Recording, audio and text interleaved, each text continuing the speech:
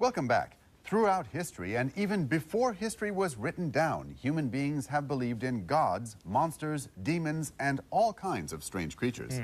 A traveling exhibition currently showing at the Museum of Art shows us many of the magical and fantastic creatures created in many different cultures of the world. To many Chinese and other people across Asia, the Year of the Dragon is an auspicious year. Many Asian countries are expecting a dragon baby boom over the next 12 months. Now on show at the Hong Kong Museum of Art, Fantastic Creatures from a British museum reveals a variety of dragons, from the dragons of Chinese culture to those from Japan, Mexico, Russia, and ancient Rome. The Asian dragon, actually, when you look at it, looks quite similar to the dragon that we have in Europe, but in fact the meaning is a very different one. It's an auspicious symbol here in Asia, but in Europe it's often connected in a Christian context with the devil and with evil, which goes back to earlier Near Eastern traditions. It's a beautiful Russian icon depicting Saint George, one of the Christian saints, killing the dragon, and it's a story that relates probably to a myth set in Libya, where the dragon was demanding to be fed human beings, and then Saint George comes along and kills the dragon with the help of God, and in response all the inhabitants of the region, who are very grateful to have been delivered from this evil monster, change over to Christian faith.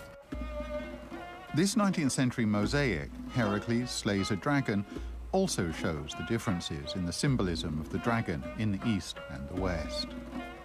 Apart from the dragon, the exhibition also includes other creatures, such as the phoenix, the unicorn, the Egyptian Sphinx, centaurs, harpies, mermaids, and griffins. The 170-piece show includes centuries-old artifacts and more modern ones, spanning different civilizations. All are selected from the British Museum's collections. The exhibition's divided into 9 parts, curated around the relationship between human beings and supernatural creatures. Fantastic creatures are one way for people to sort of make sense of the world that they live in, of themselves and of the other creatures with which they share the world. And this is a topic that was of relevance right from the beginnings of humanity, and still is very relevant for everyone today. One of the highlights of the exhibition is this famous woodcut print, Rhinoceros, by Albrecht Dürer. The print caused a big sensation at the time.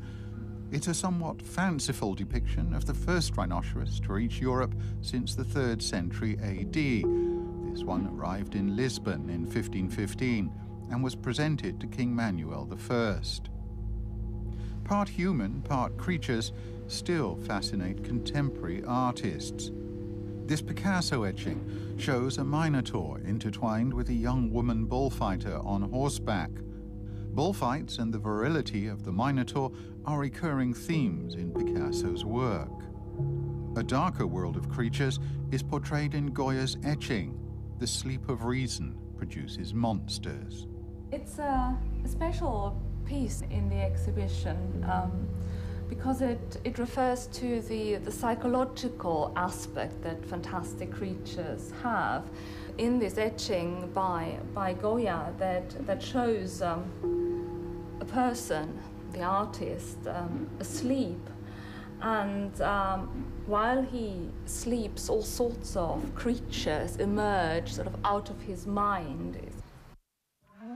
Part human creatures are often depicted as deities in ancient cultures. Egyptian gods were often presented as animal-headed humans. The goddess Sekhmet has the head of a lion, reflecting her bloodthirsty nature. Other animal-human hybrid representations include those of Hanuman, the Monkey King, and the Hindu god Ganesh.